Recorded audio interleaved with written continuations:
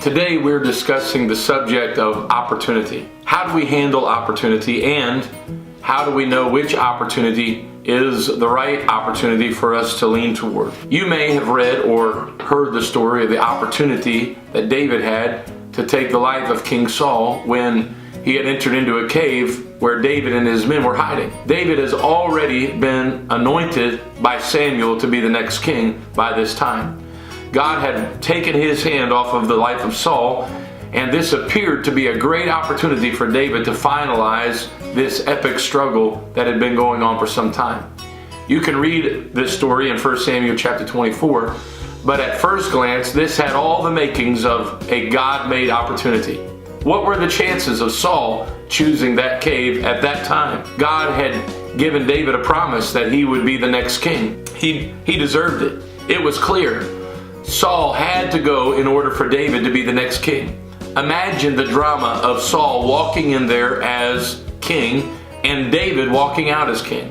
Sometimes we do not completely understand how to handle opportunities that come our way, especially when those opportunities line up with our prayers and our passions and desires. It's often difficult to exercise restraint in those moments. Let's be honest.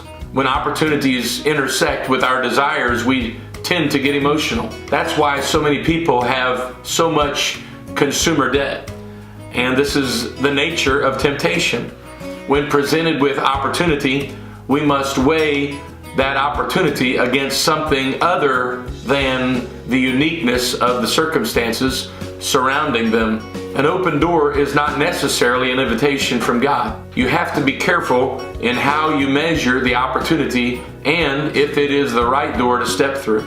So how do you do that? How do you know? How do you know when an open door is an invitation from God or a dead end or a trap? How do you know when an opportunity represents progress rather than a rabbit trail that you might go down? How do you know if it's a God thing or a shortcut? I think you need to do what David did. He weighed this opportunity against three things. 1, the law of God.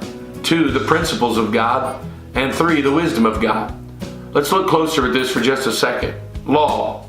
It is against the law to murder the king. That was clear. Principle. You don't replace what God has put in place. And then wisdom. Is this really the story that you want to tell? Everything that looks like a God thing, feels like a God thing, and is suggested by others to be a God thing is not necessarily a God thing. The most direct route to what you want is rarely the best route. Weren't the temptations that Jesus faced simply opportunities to do God's will the wrong way? Every opportunity and option must be weighed against the law, the principles, and the wisdom. What does the scripture say about this?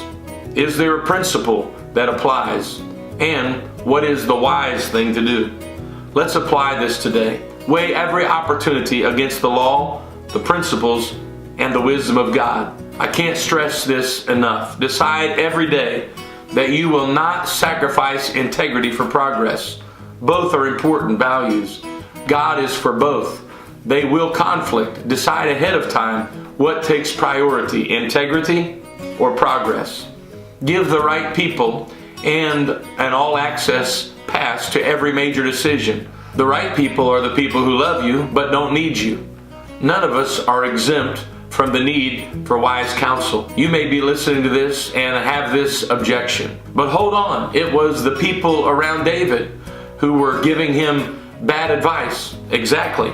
They had something to gain in Saul's death. They had motive for that and something to lose if Saul lived. Remember this, you never accomplish the will of God by violating the law of God, ignoring the principles of God, or refusing the wisdom of God.